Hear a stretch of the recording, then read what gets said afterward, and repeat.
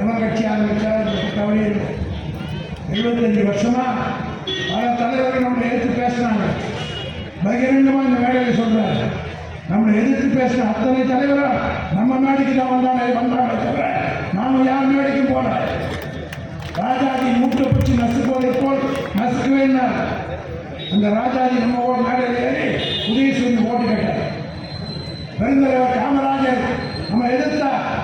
ஆனால் சாவதற்கு முன்பாக கலைஞரை கட்டிப்பிடித்துக் கொண்டு நான் ஆட்சியை கலைக்கிறேன், உங்களை கைது செய்ய எனக்கு மத்திய சர்க்கார் நிர்பந்தம் செய்கிறது, நான் ராஜினாமா செய்கிறேன் என்று அவருடைய காமராஜர் வீட்டுக்கு போய் கலைஞர் கேட்ட போது காமராஜர் கட்டிப்பிடித்துக் கொண்டு நீ இருக்கிறதால நல்லப்பா நான் வைக்கிறேன், நீ ராஜினாமா பண்ணிட்டா என்னை ஜெயிலுக்கு அனுப்பிவிடுவார்கள் என்று சொல்லி 2 மாதத்துக்கு செத்தே விட்டார்.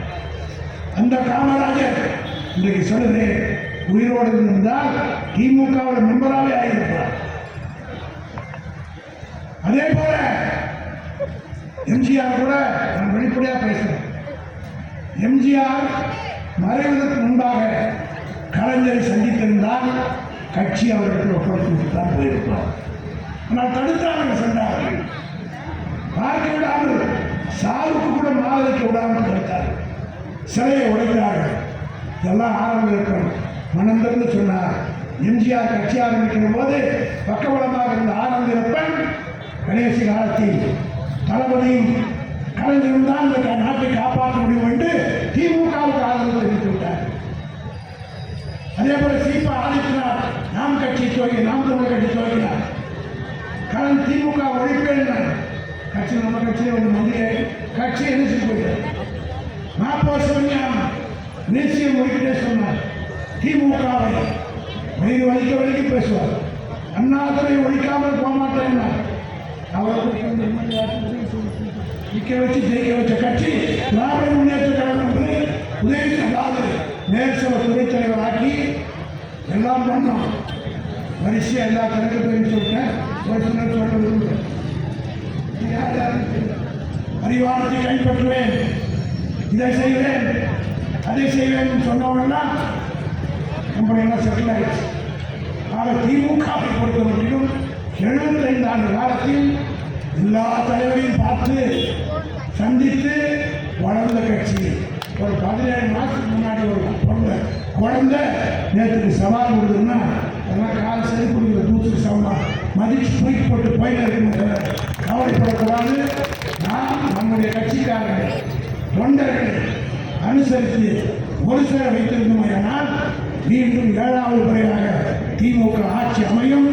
தளபதி மு.க. ஸ்டாலின் 2வது முறையாக முதலமைச்சராக வருவார்.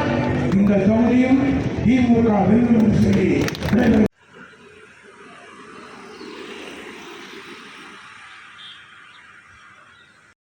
நான் பார்க்கிறேன்னு சொல்ற அளவுக்கு பகிரங்கமா ஒரு அமைச்சரவை. இந்த அமைச்சரவையோட நோக்கமே தமிழ்நாட்டு மக்களுக்கு தேவையை பூர்த்தி செய்யலாம். சொல்ற மாதிரி அண்ணா வழியில் அயராது உழைப்போன்னு 5 மொழியை உங்கள்கிட்ட சொல்ல சொன்னார். அதுல ஒன்று சொன்னார் பார், இந்தி திணிப்பை என்றும் எதிர்ப்போனார். இன்னைக்கு நாடு முழுக்க 2 பாலிசி. அவருடைய 72வது பிறந்த நாள் விழாவையும்